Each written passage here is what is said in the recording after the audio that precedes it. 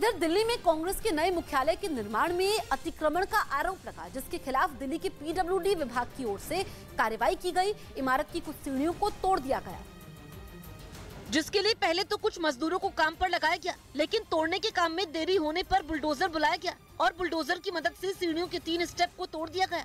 बताया गया कि 3 सीढ़ियां वॉकिंग ट्रैक पर बनी थी और नियमों के तहत अतिक्रमण पर कार्रवाई की गई। यहाँ पर 3 सीढ़ियां थी जो कि उस जगह तक आ रही थी जहां से पैदल चलने वालों के लिए या साइकिलिंग करने वालों के लिए रोड रखा गया है।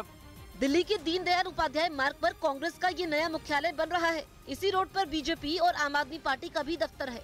पाकिस्तान के खैबर पख्तूनख्वा प्रांत में मुफ्त आटे के लिए मची भगदड़ में 2 लोगों की मौत हो गई।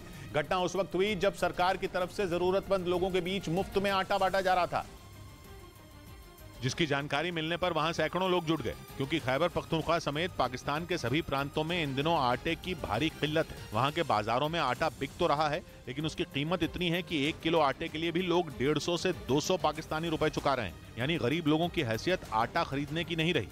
यही वजह रही कि खैबर पख्तूनख्वा में जैसे ही सरकार की तरफ से मुफ्त में आटा बांटने का काम शुरू किया गया, वहां भगदड़ मच गई, जिसमें कई लोग गंभीर रूप से घायल हो गए। और इसी तरह की तस्वीरें कुछ दूसरे इलाकों से भी सामने आई। हालांकि आटे के लिए पाकिस्तान में पिछले कई महीनों से हाहाकार मचा है और आटा न मिलने की वजह से लोग अपनी ही सरकार को कोस रहे हैं। इस मुद्दे पर वहां मारपीट तो अब आम बात हो चुकी है। यहाँ तक कि कुछ इलाकों में आटे के लिए गोलियां तक चली हैं। इस बीच सबसे चौंकाने वाली तस्वीर खैबर पख्तूनख्वा के बन्नू जिले से सामने आई। वहां बड़ी संख्या में महिलाएं भी आटे के लिए सड़क को जाम करती नजर आईं, जबकि इस जिले में महिलाओं के बाहर निकलने पर कई तरह की पाबंदियां हैं। लेकिन वहां आटा इतना बड़ा मुद्दा बन गया कि मजबूर होकर कई महिलाएं भी सड़क पर उतर आईं और उन्होंने शहबाज शरीफ सरकार का जमकर विरोध किया। वहां के लोगों का आरोप है कि सरकार इस मुसीबत में उनकी मदद करने के बजाय हाथ पर हाथ धरे बैठी है, जिसकी वजह से पूरे पाकिस्तान में लोगों का गुस्सा भड़क रहा है। उनका साफ कहना है कि सरकार सस्ते दाम पर आटे की सप्लाई करने में नाकाम रही है। इसके साथ ही कई जगहों पर सरकारी कर्मचारियों पर ही आटे की चोरी का आरोप भी लगा। इस बीच सिंध प्रांत में 67 अधिकारियों को 40,000 टन गेहूं चुराने के आरोप में सस्पेंड कर दिया गया। आरोप है कि 10 जिलों के सरकारी गोदामों से गेहूं की चोरी की गई थी।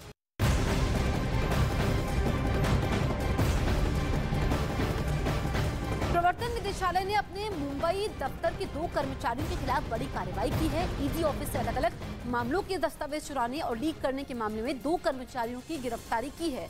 तो मुंबई में ईडी की बड़ी कार्रवाई देखने को मिली है। अपने ही दफ्तर के 2 कर्मचारियों को गिरफ्तार किया गया है। जानकारियां लीक करने के मामले को लेकर के ये बड़ा एक्शन लिया गया है।